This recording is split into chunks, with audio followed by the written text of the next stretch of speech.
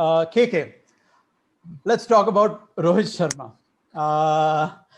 All of us are smiling, so there is obviously more to his omission than meets the eye. Let's say, what is your take on this entire thing? Rohit Sharma supposedly has been sidelined because of injury. We don't know whether it's injury / general fitness. What exactly is it?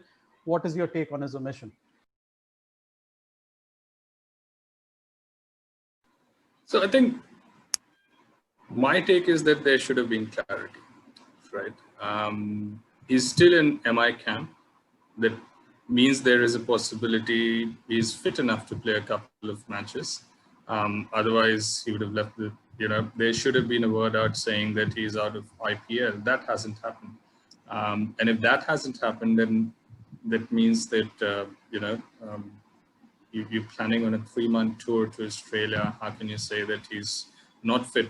He's not there, or let's say available for T20 one-day or tests, right? And the only comment that we have seen from the board is the medical team is monitoring.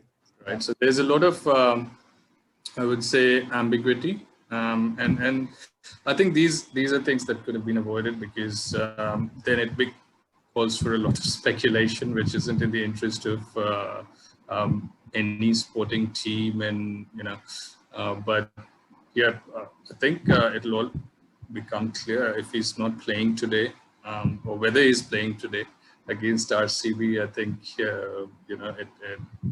let's wait and watch. But I would assume that it would have been very hard to overlook a player like Rohit Sharma. Clearly, I mean, white ball cricket, it's tough to... I can imagine tests, but I mean, how do you ignore someone like Rohit Sharma purely on fitness grounds? And look, these aren't conversations that happen, one day before selection. If he has had fitness issues, I mean, I'm keeping the thought aside that his injury is that bad, right? If it has been for fitness issues, these aren't conversations that happened one day before, right? When he would have, he's part of the centrally contracted players with BCCI. His monitoring must have been, there must have been continuous monitoring during the lockdowns. I'm pretty sure there were training plans that were shared by the NCA. Each of the centrally contracted players must have been doing something or the other to keep themselves fit. And before the IPL would have started, when there are testings going on with each of these team physios, there are reports that are sent back to the NCA. So I'm pretty sure that would have been studied, monitored, and a feedback would have been provided. And this is probably for the first time that each of the IPL team has had at least 3 weeks of preseason.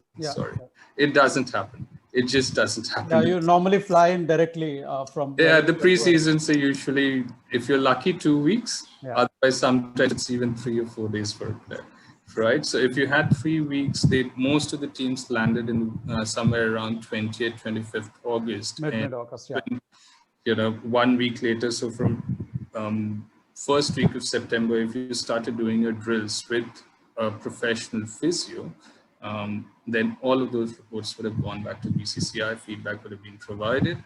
So it's interesting it'd be interesting to see what happens. Yeah.